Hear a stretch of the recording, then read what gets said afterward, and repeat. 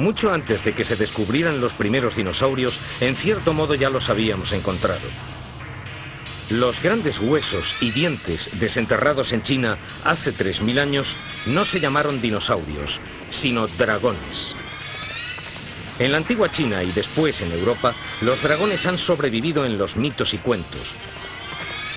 ¿Dragón o dinosaurio? Nuevas pruebas también en Oriente cuentan una historia distinta. La leyenda de que los dinosaurios eran bestias brutales y torpes ya no vale.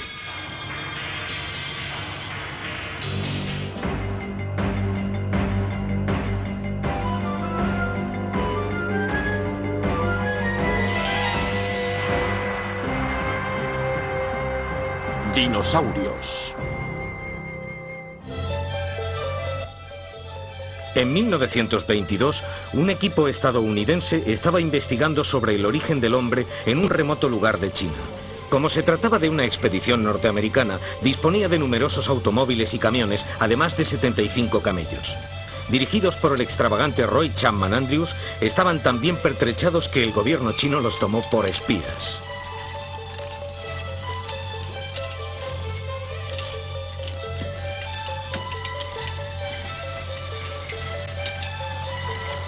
A pesar de los bandidos, las averías y el clima, los cazadores de fósiles encontraron un verdadero tesoro.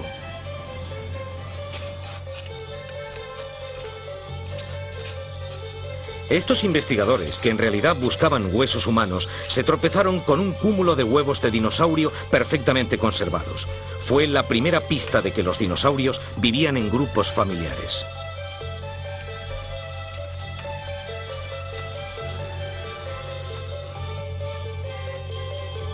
Cuidadosamente envueltos en pelo de camello, los huevos fueron enviados a Nueva York.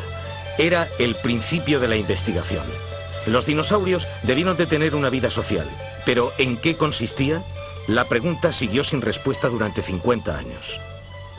La historia de un huevo. Primera parte. Es la primera vez que vengo aquí desde hace mucho tiempo. En 1978, un joven y entusiasta cazador de fósiles descubrió una serie de pruebas que transformaron nuestras ideas sobre los dinosaurios. Jack Horner estaba buscando huevos y crías de dinosaurio en América, pero no los encontró de inmediato. Fui al Museo de América en Nueva York y examiné sus colecciones. Me fijé en el material procedente de Mongolia y me hice una idea de qué aspecto debería tener una cría de dinosaurio. Y había gente que escribía artículos sobre las crías de dinosaurio, según los cuales estas eran extremadamente raras. Y por eso decidí buscar alguna de ellas. Al principio no tuvo suerte, pero una visita casual a la tienda de fósiles de Marion Brumble le proporcionó el punto de partida que necesitaba. Le dije, tengo algunos de esos curiosos huesecitos. Le mostré algunos y él me preguntó si tenía más. Y le dije, sí, en casa. Sacó dos fragmentos pequeños. Uno era el fémur de un dinosaurio con pico de pato y el otro me pareció que se trataba de un trozo de costilla, pero el tamaño del fémur era demasiado pequeño. Parecía corresponder solo a un cachorro. La mujer tenía un tazón de café lleno de pequeños fragmentos y lo que estábamos mirando eran, por lo que yo sé, las primeras crías de dinosaurio de Norteamérica, las primeras crías verdaderas. Horner había estado buscando en el lugar equivocado. Los dinosaurios anidaban en colinas, no en los valles. Cuando se dio cuenta de eso, encontró colonias enteras de crías de dinosaurios. Jack, tú tienes fama de poseer la vista más aguda de toda la paleontología, de ser capaz de distinguir algo en un puñado de rocas como este. ¿Por qué no me enseñas cómo lo haces? Descubre algo para mí, quiero ver una cáscara de huevo. Bien, vamos a dar un paseo, a ver si así encontramos algo. Mira, aquí tenemos fragmentos de cáscara de huevo. ¿Eso? Sí, un trozo de... ¿Cómo diablos has visto? ¿Has podido ver eso? Yo nunca me habría fijado en eso tan minúsculo. Las cáscaras de huevo son bastante habituales por aquí. De hecho, son uno de los fósiles más comunes de esta formación. Pero cuando encontramos una verdadera concentración de miles y miles de trozos, entonces sabemos que estamos ante un nido. Y lo que hemos hecho es peinar el terreno buscando otros nidos y hemos encontrado otros 8. Por eso sabemos que los dinosaurios anidaban en colonias. Horner había descubierto los huevos de un dinosaurio herbívoro. Alcanzaba casi 7 metros de longitud y ponía varios huevos juntos, hasta 20 de una vez. ¿Cómo podían estos dinosaurios, que pesaban casi 1 tonelada, incubar sus huevos? ¿Cuidaban y alimentaban a sus crías o simplemente las abandonaban al nacer? Las respuestas a estas preguntas han revolucionado nuestras ideas sobre los dinosaurios. El nombre que Jack puso a este herbívoro, Mayasaura, resume cómo cree él que se comportaban los dinosaurios. ¿Sabes qué es esto? Es el nido de un mayasaura. Sí, el nido de un mayasaura. Mayasaura significa lagarto buena madre. ¿Cuándo vivió el mayasaura? ¿Hace mucho tiempo? Hace 80 millones de años, ¿correcto? ¿Creéis que los dinosaurios se sentaban sobre sus huevos para incubarlos como las aves? No. ¿Por qué no? Los aplastarían. Muy bien, los dejarían planos, ¿verdad? Muy bien. Por eso creemos que el dinosaurio, la madre dinosaurio, cubría los huevos con vegetación. Esta vegetación empezaba a pudrirse y cuando las cosas se pudren, se desprende calor. Y ese calor habría mantenido calientes los huevos. Es una manera muy buena de incubarlos, ¿no creéis? Y ahora, ¿cuáles son las pistas que te han convencido de que las madres dinosaurio cuidaban de sus crías? Los extremos de los huesos de crías encontrados en el nido no están bien formados. Tendrían una cubierta cartilaginosa muy grande, lo que significa que las crías no podrían andar. Y se trata de pequeños herbívoros. Por lo tanto, si no podían andar, suponemos que sus padres les llevarían comida. Además, hemos encontrado otra muestra de este dinosaurio. Hemos hallado excremento de dinosaurio. Lo llamamos coprolito. ¿Sabes lo que son los coprolitos? Sí, excrementos de dinosaurio. Los encontramos en las zonas de nidificación. Y gracias a estos coprolitos podemos saber qué comían los dinosaurios. Sabemos lo que comían las crías, bayas, como veis. La madre los alimentaba. Tenemos lo que llamamos un coprolito, que es un excremento de dinosaurio, y varias personas trabajando en él. Parece algún tipo de roca negra vulgar. Cielos. Pero en realidad lo que tenemos aquí es...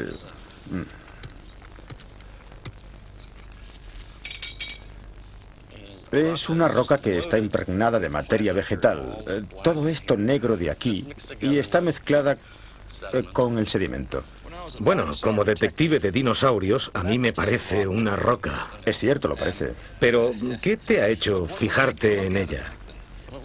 Lo que encontrábamos era esa especie de grandes masas de lo que parece ser materia vegetal aplastada. Es poco frecuente por aquí, pero solo la encontramos en las zonas con nidos, los horizontes de nidificación. Otra pista es la forma del cráneo. Cuando miramos el cráneo de las crías de dinosaurio, tiene los mismos rasgos que las aves y los mamíferos. Posee ojos muy grandes, un gran cerebro, el morro muy corto. Son los rasgos lo que hacen atractivos a seres como el ratón Mickey. ¿Qué tienen de diferente? La nariz. Sí, la nariz es muy diferente. Si nos fijamos en el adulto, tiene los ojos relativamente pequeños y el morro muy largo, ¿verdad? Y si miramos a las crías, tienen los ojos grandes y el morro relativamente corto, ¿verdad? Todos los cachorros son así. Si miráis bien un cachorro recién nacido, veréis que tiene el morro corto y los ojos grandes. Son bonitos, ¿verdad? Algunos científicos creen que los animales dan de comer a sus crías y son bonitas. Y por eso nos dan de comer a nosotros de pequeños, porque somos preciosos, ¿verdad? Sí, bueno, a los 18 años ya no somos tan monos, supongo. Solo ahora empezamos a hacernos las preguntas sobre los dinosaurios que nos planteamos espontáneamente acerca de nuestro reino animal. Porque si vivían en familia, ¿cómo se comunicaban unos con otros? Dave Weishampel cree saberlo, al menos para un pariente cercano del Mayasaura, conocido como Parasaurolophus. Este herbívoro medía unos 10 metros de longitud y tenía sobre la cabeza un elemento que parecía diseñado para emitir sonidos, una cresta de casi 1 metro de largo. ¿Cómo te planteaste la teoría de que este dinosaurio emitía sonidos por lo que parece ser un cuerno? Es verdad. Bueno, tenemos este cráneo. Es de un animal llamado Parasaurolophus. y todo esto es hueso. Cuando el animal respiraba, tomaba aire que entraba por las fosas nasales, recorría toda la cresta hasta el extremo y luego descendía por este corto paso, llegaba al fondo de la garganta y bajaba por la tráquea hasta los pulmones. Y cuando expulsaba el aire, realizaba la operación inversa. El aire volvía por aquí y salía por aquí. De este modo, si pusieras aquí algún emisor de sonido, como las cuerdas vocales, las ondas viajarían por toda la cresta y tendrían que producir ese tipo de sonido. Se pueden hacer algunos cálculos, un poco de aritmética, para concebir qué tipo de sonidos emitían. Pero el argumento decisivo es tomar realmente este tipo de configuración, este material óseo, y hacerte tú mismo un cuerno igual. De acuerdo. Esto es un gran artefacto que he hecho, del mismo tamaño que la cresta de este dinosaurio, con pico de pato, el Parasaurolophus. Bien, vamos allá. Un tono muy bajo, ¿no? ¿Puedo probar yo? Y yo. Espera un momento. Bueno, ¿vosotros sabéis cómo llevaría esto un Parasaurolophus? Os lo voy a mostrar con Gran. Gran, vuelve un poco la cabeza. Bien, iría aproximadamente así. Bien, ¿dónde están las cuerdas vocales? Aquí abajo. ¿Y dónde están las de Gran? Así. El aire recorrería todo el trayecto hasta salir por aquí. Luego volvería a bajar y saldría por la nariz, por allí. Yo quiero probar. ¿Quieres probar? ¿Quieres probarlo? Ponte de pie. Esto es la entrada. Une los labios. Oh. ¿Eso era cierto o lo has dicho solo por los niños? No, esto realmente se basa bastante en los hechos, en restos de esqueletos que tenemos de este dinosaurio en concreto.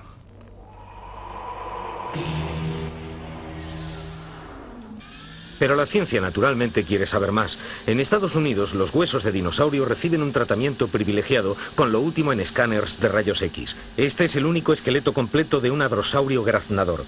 Weishampel no se atreve a diseccionarlo, pero las imágenes de rayos X le permiten ver el interior del cuerno.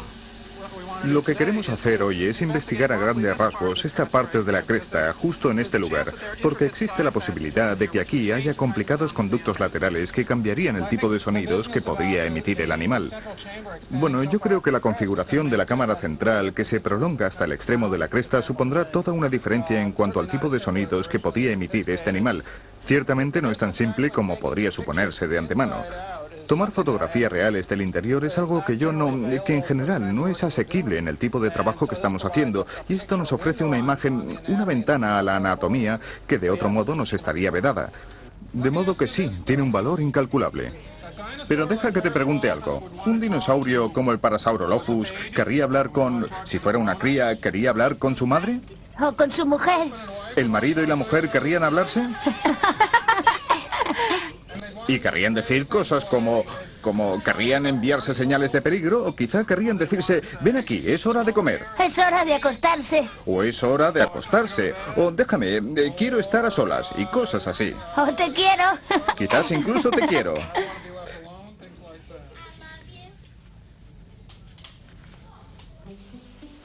Los detectives de dinosaurios están convencidos ahora de que los dinosaurios tenían más formas de comunicarse que con simples sonidos, especialmente durante el cortejo. Quizás usaran el color y los adornos para transmitir su mensaje. A todos nos resultan familiares ciertos tipos de estructura de exhibición. Los pavos reales tienen una vistosa cola que atrae a las hembras. Los ciervos y los venados machos tienen magníficas astas, etc. Son estructuras para exhibirse, y varios dinosaurios disponían de estructuras que primero y sobre todo eran muy llamativas. Muchos de los dinosaurios con pico de pato tenían crestas sobre la cabeza. Los dinosaurios con cuernos lucían preciosos escudos tras el cráneo. Son estructuras que claramente están diseñadas para hacerse ver. Este dinosaurio se llama Centrosaurus, reptil puntiagudo debido al cuerno dispuesto en el extremo de su morro.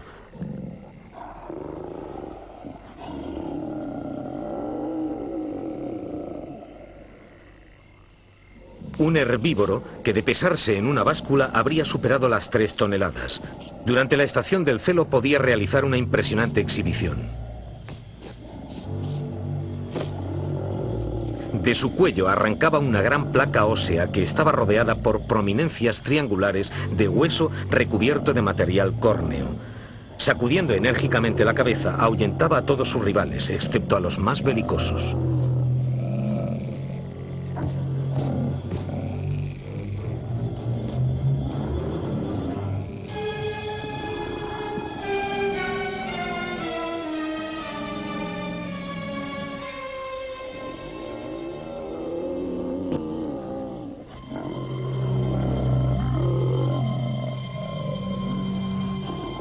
No es que eso careciera de riesgos. Con estos y con otros dinosaurios, a veces las cosas llegaban demasiado lejos. He estado fijándome en las lesiones de estos dinosaurios con pico de pato. Y estos rasgos pueden indicarnos muchas cosas interesantes sobre el modo de vida de estos animales. Este, por ejemplo, tiene una serie de costillas que se fracturaron en línea recta y se soldaron con una misma inclinación. Estas fracturas se produjeron al mismo tiempo. Lo que yo creo que sucedió aquí es que los machos rivales luchaban por las hembras en la época de celo y quizá se coceaban unos a otros con las patas traseras, provocando este tipo de lesiones. Pero incluso cuando la pareja está formada, hay peligros acechando. En un dinosaurio con pico de pato, el espinazo es uniforme y recto. En cambio, como puedes observar, en este ejemplar se ha hundido y desviado hacia un lado, como si un gran peso lo hubiera comprimido directamente. He llegado a la conclusión de que estas lesiones fueron provocadas durante el apareamiento y son lesiones accidentales, recibidas durante el acto del apareamiento propiamente dicho. Y es que este tipo de lesiones solo aparecen en los adultos y únicamente se encuentran muy cerca de la base de la cola, que es donde se hallaban los órganos reproductores. No he encontrado lesiones múltiples, como tampoco he descubierto un animal que se hubiera apareado, hubiera resultado lesionado y hubiera vuelto a lesionarse. Por lo que parece, estas lesiones solo ocurrían una vez en la vida del animal y el dinosaurio quedaba tan amedrentado que no volvía a aparearse en el futuro. ¿Quién sabe? Pista tras pista, las pruebas van recomponiendo las costumbres y la vida social de los dinosaurios, y no solo a partir de algún esqueleto ocasional. Aquí en los páramos de Alberta, Phil Currie encontró pistas que abarcan un área del tamaño de un campo de fútbol. En 1978, su equipo descubrió un extenso lecho de huesos con 500 Centrosaurus aparentemente malogrados en la flor de la vida. Pero, ¿cómo pudo ocurrir algo así y cuál fue la razón? Los lechos de huesos son bastante frecuentes, pero no encontramos a menudo lechos de huesos como este, donde solo hay representada una especie. Por el elevado número de ejemplares presentes y por el hecho de que la corriente no los arrastró demasiado lejos, lo más probable es que estos animales sucumbieran intentando cruzar un río durante una inundación. Aunque esto pueda parecer una explicación algo fantasiosa, de hecho existen analogías modernas que muestran que eso sigue ocurriendo en nuestros días, y en verdad ocurre con bastante frecuencia. No hace mucho, 10.000 caribúes murieron así al norte de Quebec. Miles de cadáveres de caribú se alinean en las orillas del río Kanauskou en el norte de Quebec. Brigadas de trabajo de inuits han empezado a retirar los caribúes del agua antes de que ésta se congele dentro de 2 o 3 semanas. Los cadáveres en descomposición se encontraban diseminados a lo largo de un tramo del río de 50 kilómetros y estaban provocando un grave peligro de contaminación para la vida acuática. Los biólogos que inspeccionaron la orilla del río se hallan muy impresionados. Siempre que se encuentran grandes grupos de animales herbívoros juntos, sean dinosaurios o mamíferos, y que se desplazan en grupos según sus pautas migratorias, es probable que se tropiecen con algún tipo de catástrofe natural que acabe con muchos ejemplares en el transcurso de la migración. Por las pruebas que tenemos procedentes del Ártico canadiense y de Alaska, es muy posible que los dinosaurios se aprovecharan de la enorme productividad vegetal del Ártico, porque en los meses de verano el sol luce las 24 horas del día y las plantas crecen a tal velocidad que muchos animales intentan sacar partido de toda esa comida. A un ritmo de hasta 100 kilómetros diarios, el gran rebaño de Centrosaurus se dirigía hacia el norte, hacia los pastos veraniegos del Ártico. En otoño, a medida que los días empezaban a ser más cortos, empezaba una gran migración hacia el sur. Este ciclo vital se repetía siguiendo las estaciones hace 70 millones de años. Hoy se están descubriendo en todo el mundo restos de inmensos rebaños de dinosaurios. En Montana, un vasto lecho de huesos indica a Chuck Horner lo que les pasaba a los Mayasaura jóvenes cuando dejaban el nido. Esto nos ofrece una imagen de la vida social a gran escala. Es solo una diminuta muestra de uno de nuestros lechos de huesos, constituido por una acumulación masiva de esqueletos de Mayasaura, desde cachorros de 1 año hasta adultos completamente desarrollados. Nuestro cálculo más conservador es de unos 10.000 ejemplares. La historia, tal como hemos podido reconstruirla, es que había grandes grupos de herbívoros que emigraban de norte a sur y viceversa por esta reducida zona del oeste de Norteamérica. ¿Cómo era este lugar cuando los dinosaurios vagaban por estas llanuras? Hace 80 millones de años las montañas rocosas ya existían, pero quedaban a unos 50 kilómetros al oeste de aquí. Y lo que había era una amplia llanura que nacía al pie de las rocosas y se extendía por el este de Montana durante casi 500 kilómetros. Y por fin llegaba a un mar interior que se extendía desde el Golfo de México hasta el Océano Ártico. Si formaras parte de un rebaño de, digamos, 1000 hadrosaurios que recorren el campo, no podrías quedarte mucho tiempo en un mismo sitio, sencillamente porque este gran número de animales acabaría enseguida con toda la comida del territorio, de modo que siguen buscando el alimento disponible. Bueno, un paralelismo evidente sería el caribú. Se puede imaginar a los rebaños de hadrosaurios desplazándose como a los caribúes. Y quizá los tiranosaurios fueran el equivalente a los lobos. Seguirían al rebaño, sorprendiendo a los incapacitados, los enfermos y los jóvenes, manteniendo una relación muy similar a la que existe actualmente entre los caribúes y los lobos. Guiado por un agudo sentido del olfato y ayudado por su visión estereoscópica, el Tyrannosaurus se acercaría al rebaño. Con una presa ya cobrada, esta máquina de matar soberbiamente diseñada la destrozaría y la engulliría a grandes bocados. También hay cazadores más pequeños, pero no menos temibles. En 1964, John Ostrom realizó un descubrimiento asombroso. Un nuevo tipo de cazador, un pequeño y ágil animal con un arma tan afilada como una navaja de afeitar, una mortífera garra curva en las patas traseras. Lo llamó Deinonychus, garra terrible. El Deinonychus reveló sin duda una perspectiva nueva de estos ejemplares. Este animal sugiere claramente una agilidad y una movilidad extraordinarias, quizás incluso inteligencia, pero eran animales. Animales muy sofisticados, a diferencia de nuestra anterior imagen de lo que eran los dinosaurios. Había dinosaurios de lo más terrorífico. No eran simples depredadores eficaces, sino que cazaban en manadas. Encontramos los restos de al menos 4 y probablemente 5 ejemplares de un depredador, el Deinonychus. Parece que estos animales murieron mientras atacaban a una presa mucho mayor que ellos. Es probable que los Deinonychus cazaran en manada, como los lobos, algo con mucho sentido cuando se comprende que el animal al que perseguían y que finalmente cazaron era quizá 5 o 10 veces mayor que sus verdugos.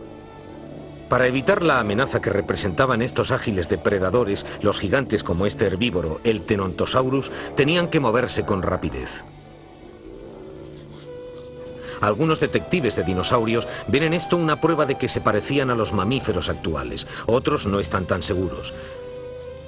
El gigantesco Brachiosaurus tal vez proporcione algunas pistas sobre la velocidad de los dinosaurios.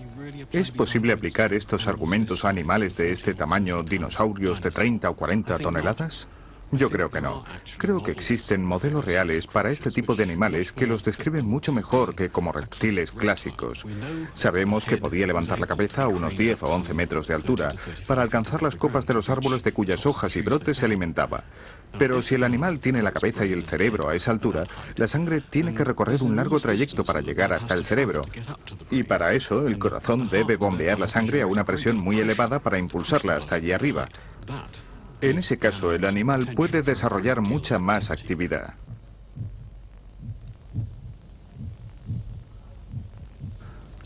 Estos animales son realmente prodigiosos porque combinan algunos de los mejores atributos de los animales que hoy resultan tan activos, los mamíferos y las aves, con la economía de un modo de vida que se ha relacionado con el de los reptiles. Básicamente son dinosaurios, y eso los hace muy especiales. Fue un huevo lo que condujo a Jack Horner a descubrir que los dinosaurios eran animales complejos, cuidaban de sus crías y las educaban. Fueron huesos como estos los que sugirieron a un curioso Bob Baker una idea aún más radical. Hasta que él intervino, casi todos los investigadores daban por supuesto que los dinosaurios eran como los lagartos y los cocodrilos, es decir, animales de sangre fría. Pero en 1970 Bob planteó una teoría revolucionaria, una idea que, bueno, todavía hoy sigue resultando polémica. Bob, tu idea es que estos animales eran de sangre caliente, ¿no? Decididamente sí. Yo era un colegial cuando la revista Life mostraba en portada brontosaurios como este. Gris, estúpido, lento, metido hasta las axilas en algún pantano maloliente. Pero cuando empecé a estudiar este dinosaurio, descubrí que desde el hocico hasta la cola y desde la cruz a los dedos del pie lo habían interpretado todo mal. Distinguía los colores, y los animales de estas características tienen vivos colores para atraer a la pareja. Por eso no creo que el Brontosaurus fuera un animal grisáceo. Pienso en un Brontosaurus macho de un carmesí subido, azul marino o verde metálico para atraer a su pareja. Ahora nos acercamos al corazón del asunto. Me refiero literalmente a que voy a introducirme en la cavidad cardíaca. Verás algo asombroso. Y como yo, cuando caí en la cuenta y lo comprendí, casi me pego una bofetada. ¿Cómo no se me había ocurrido antes? Esta cavidad frente al pecho, bueno, aquí solo hay un órgano, el corazón. Déjame subir ahí y verlo más de cerca. Aquí se habla desde el fondo del corazón. Esta gigantesca cámara alojaba un corazón que pesaría cientos de kilos. Hoy día, solo los animales activos de sangre caliente tienen el corazón grande. Voy hacia popa. La articulación pelviana es maravillosa. Está diseñada para que toda la pata trasera se balancee hacia adelante y hacia atrás, con eficacia, como si se tratara de un péndulo. Esto sugiere que el animal era mucho más activo que nuestra idea de esta criatura parecida al perezoso. Definitivamente, la evolución es muy meticulosa. La evolución no incorpora material innecesario. Esto no es como el Pentágono. En el Brontosaurus nada era superfluo. La selección natural actuó sobre este ser hasta dotarlo de rodillas y muslos, y de los pulmones y el corazón que necesitaba. Y lo diseñó con prestaciones de un animal de sangre caliente. Kilo a kilo hay más potencia en estas patas que en un elefante moderno, y mucha más que en una tortuga. Tiene una máquina biológica diseñada para bombear, para funcionar con una actividad tremenda.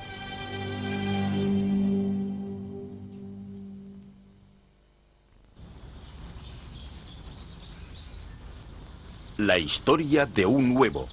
Segunda parte. Viajé en una máquina del tiempo y volví a una tierra nunca vista.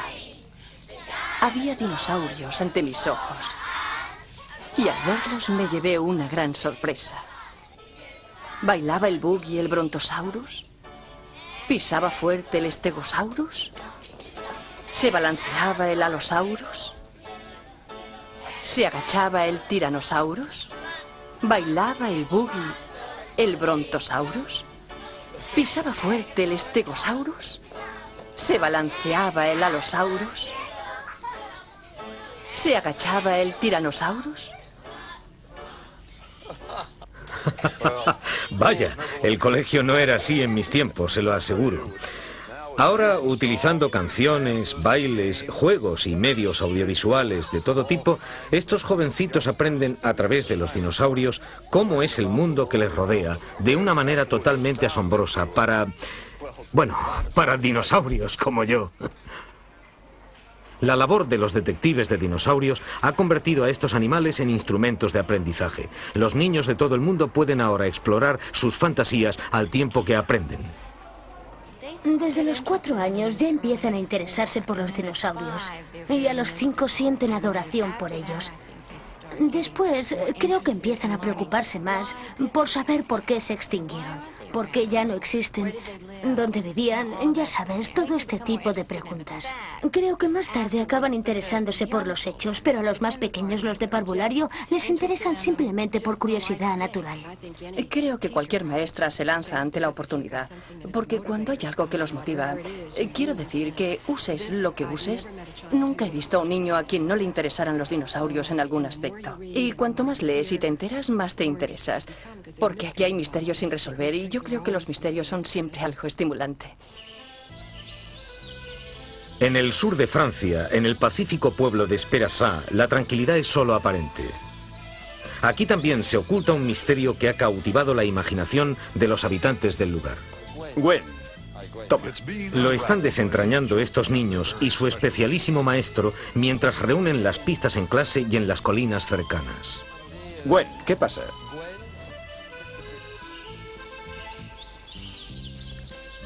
En las afueras del pueblo hay un lugar de nidificación de dinosaurios que los niños ya han hecho suyo.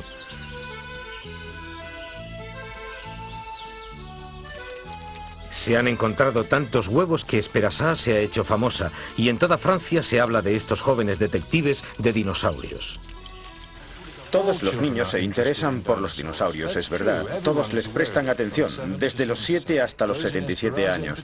Los de Esperassat en especial, porque han tenido la oportunidad de tocar los huesos y los huevos en el sitio donde se hallaron. Señor, venga, venga. Sí, venga. Aquí hay un... Venga, mire. ¡Oh, es estupendo! Oh, estupendo.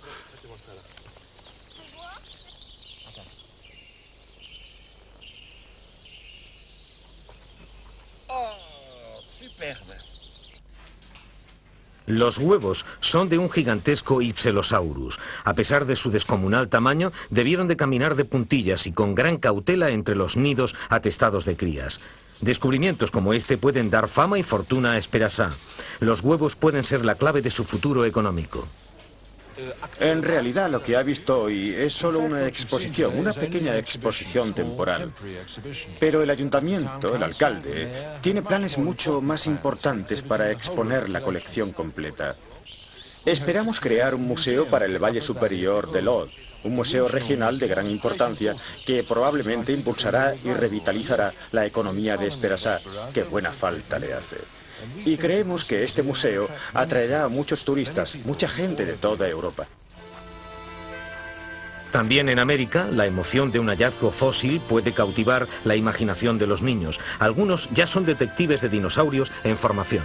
¿No es aquí donde encontraste el tuyo, Tad? Sí. Sentémonos. Me gustaría oír más sobre cómo lo descubriste.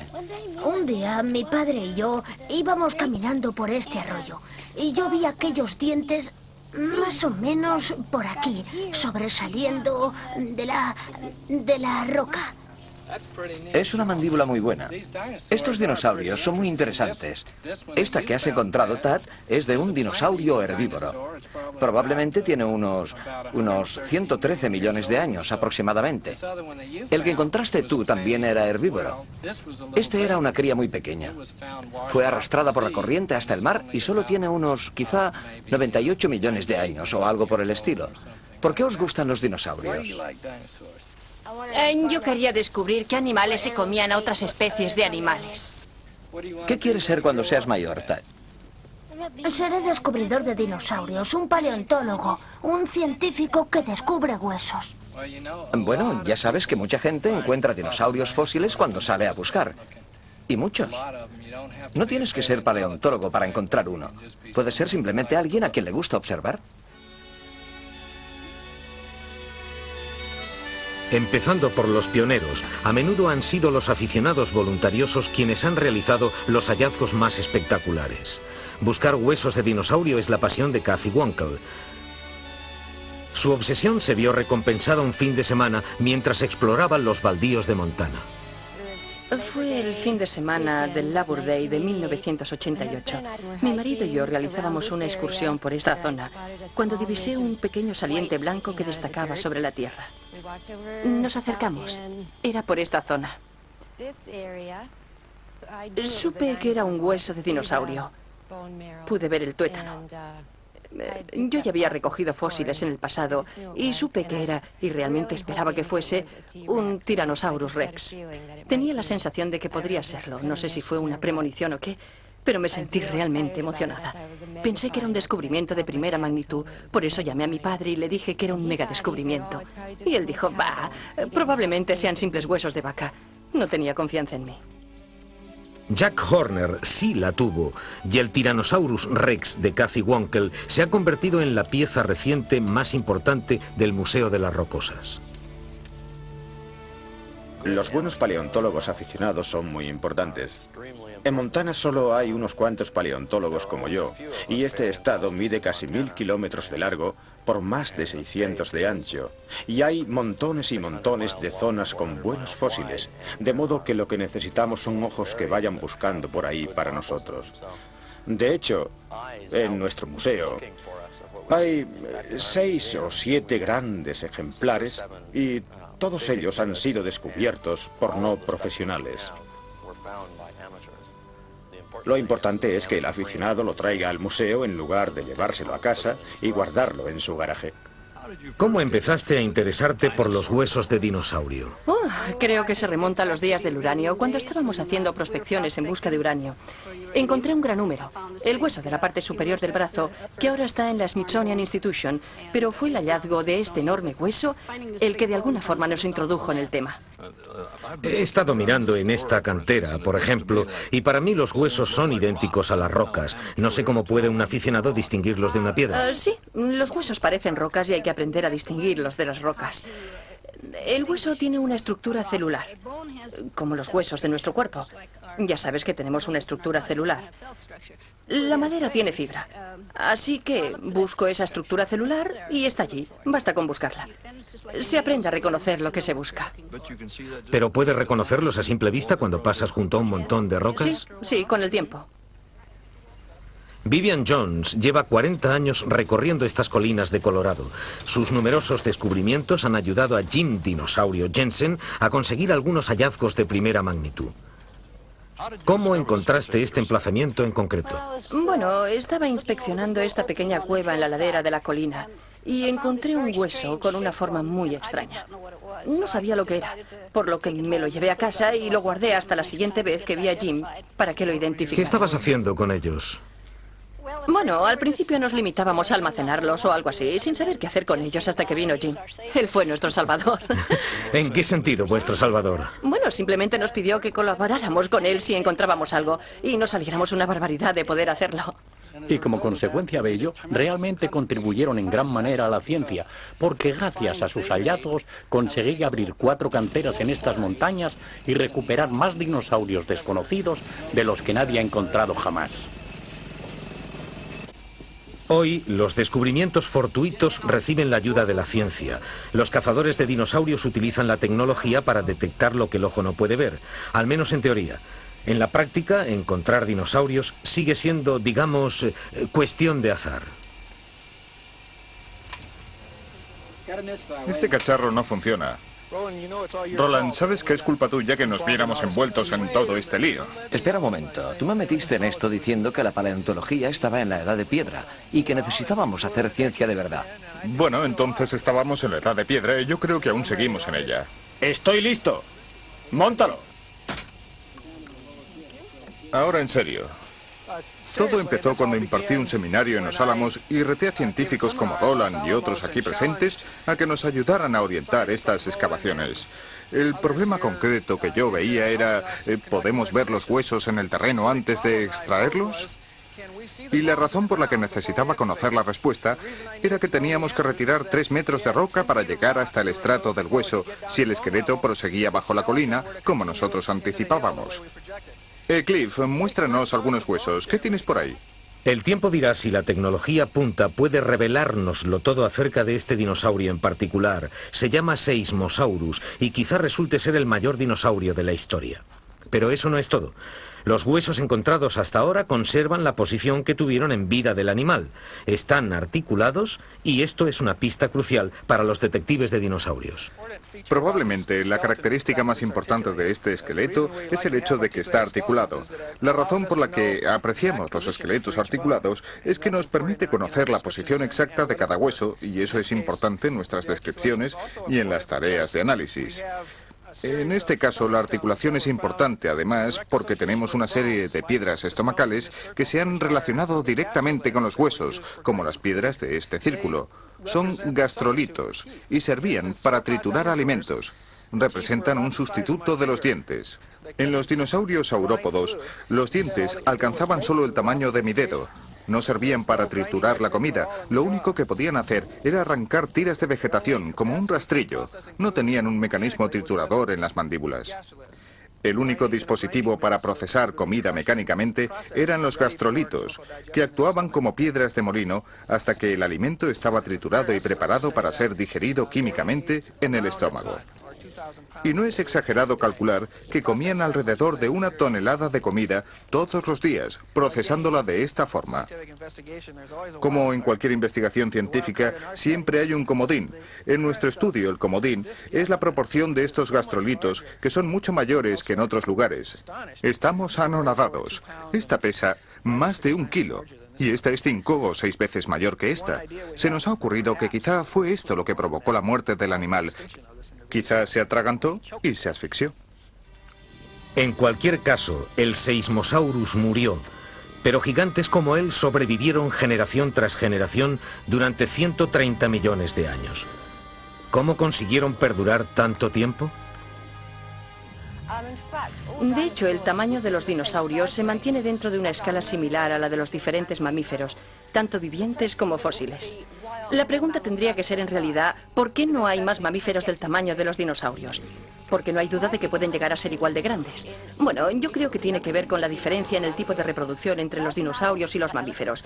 Los grandes mamíferos, como los elefantes, solo tienen una cría cada 3 o 4 años, mientras que los dinosaurios, lo sabemos, podían poner 20 huevos en una sola puesta, y quizá engendraban con mayor frecuencia. Durante las glaciaciones, los grandes mamíferos fueron los que desaparecieron, probablemente porque muchos murieron, y los supervivientes a causa de la tardanza en procrear no podían regenerar su población con rapidez. Pero con un dinosaurio que pone 20 huevos eso no pasa, porque aunque la mayoría de las crías murieron bajo todo tipo de condiciones adversas, los dinosaurios tenían la capacidad de restablecer su población rápidamente. Hoy, estos cadáveres de dinosaurio han iniciado una empresa no siempre bienvenida.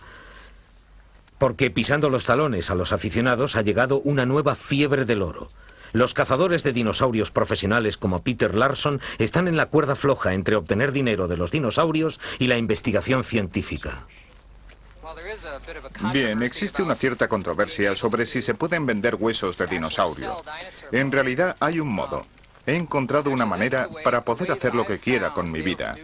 Todos los que trabajamos en esta empresa tenemos un compromiso real con la ciencia. Es lo nuestro. Proporcionamos muestras de dinosaurios no solo a los museos, que de otro modo no podrían adquirirlos, sino quizá también a lugares como Japón, donde realmente no se han encontrado esqueletos de dinosaurio. La única manera que tienen de ver uno de verdad es comprándolo. Y los niños que viven en Japón tienen tanto derecho a ver un dinosaurio como los niños de Estados Unidos. Y aquí tenemos dinosaurios en abundancia y podemos cederlos a esos museos que de lo contrario no dispondrían de ellos. En verano de 1990, Peter Larson tropezó con el hallazgo de su vida. Y bien, resultó ser el mayor tiranosaurus que se ha descubierto. Nosotros ponemos nombre a los fósiles que encontramos para darles un poco de personalidad. Fue Susan Hendrickson quien la encontró y por eso decidimos llamarlo Sue. Sue será la piedra angular del museo que estamos preparando. He soñado con él desde que era niño y Sue se montará en Hill City, Dakota del Sur, en nuestro nuevo museo. Aunque Larson no lo sabía entonces, Sue puede ser un nombre muy apropiado para el mayor tiranosaurus de todos los tiempos. Su tamaño probablemente indica que Sue era una hembra y capaz de plantarle cara a un macho de menor tamaño. Tenía que ser más grande para desarrollar los huevos en su interior. Esta nueva información es como agua de mayo para los entusiastas aficionados de los dinosaurios.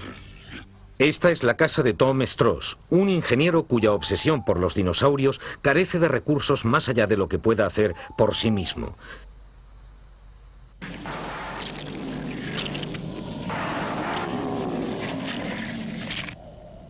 Sin embargo, sus películas caseras le han reportado un público reducido pero encantado.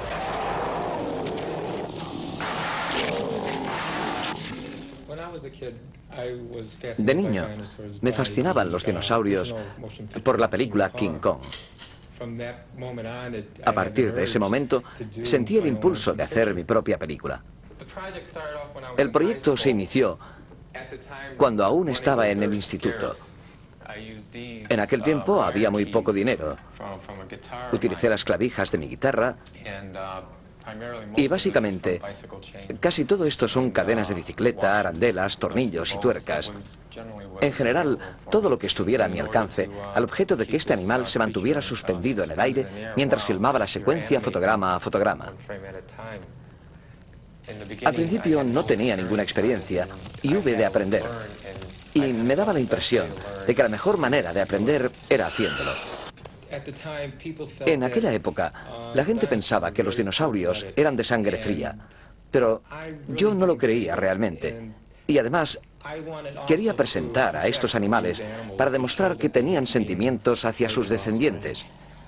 Yo sabía que la escena de la lucha era terrorífica y yo tenía un público de niños viendo mi película. Cuando mostraba estas escenas de lucha al grupo de niños y apartaba mis ojos de la pantalla para observar el rostro de los chavales, las reacciones de algunos de esos niños eran taparse la cara y volver la cabeza. Fue realmente muy impresionante.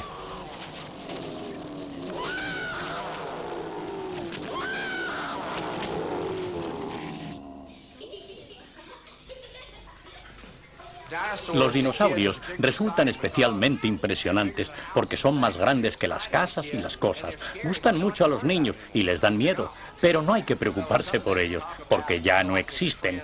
Es alguien de quien pueden hablar y sentir que son amigos de un Brachiosaurus de 18 o 20 metros de altura. Mi dinosaurio favorito es el Tyrannosaurus Rex. Son interesantes y grandes, muy grandes. Son muy chulos, alucinantes. Son grandes y dan miedo. Para estimular esa imaginación existen unas excavaciones para jóvenes acampando en la montaña de los huevos. Es un taller al aire libre inspirado por Jack Horner. Hoy hemos visto a algunos niños. Un chico de 9 años, muy despierto.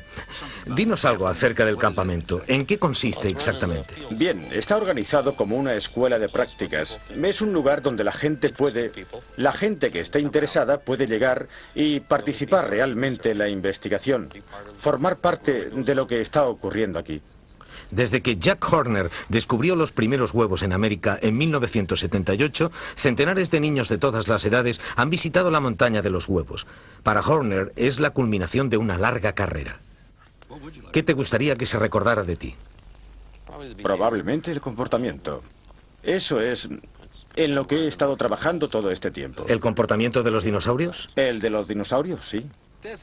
Para esto sirven los dinosaurios, para la educación y para conocer la vida y la historia de la vida, para entender cómo es nuestro mundo y lo que va a ocurrirle. Deberían utilizarse para la investigación y la educación. Deberían usarse para animar a personas como Johnny y Tad a acercarse a la ciencia. Naturalmente, la mayor alegría con los fósiles es el descubrimiento real, encontrar personalmente rocas que nadie había visto antes, estas pruebas de la vida primitiva.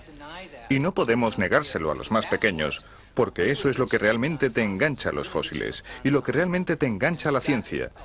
Y tenemos que reconocer que son capaces de salir a buscar estos fósiles y encontrarlos, porque sin los niños no hay futuro para la paleontología. Bob, con tus descubrimientos, ¿qué te gustaría que se recordara más de ti?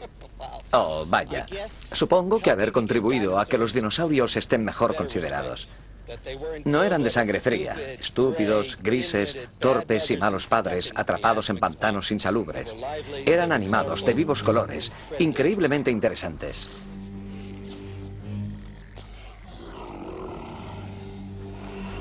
Jack Horner y otros han revolucionado nuestra idea de los dinosaurios. Ya nadie piensa que fueran gigantes pesados y estúpidos. Ahora sabemos que se encuentran entre los seres con mayor éxito que han vivido en este planeta. Pero siendo así, ¿por qué se extinguieron? Bueno, algunos creen que fue una extinción masiva, otros no están tan seguros. ¿Se extinguieron efectivamente todos los dinosaurios o quizás sobreviven algunos con una apariencia distinta? Para conocer algunas pistas sobre el fin de los dinosaurios, acompáñenme en el próximo episodio.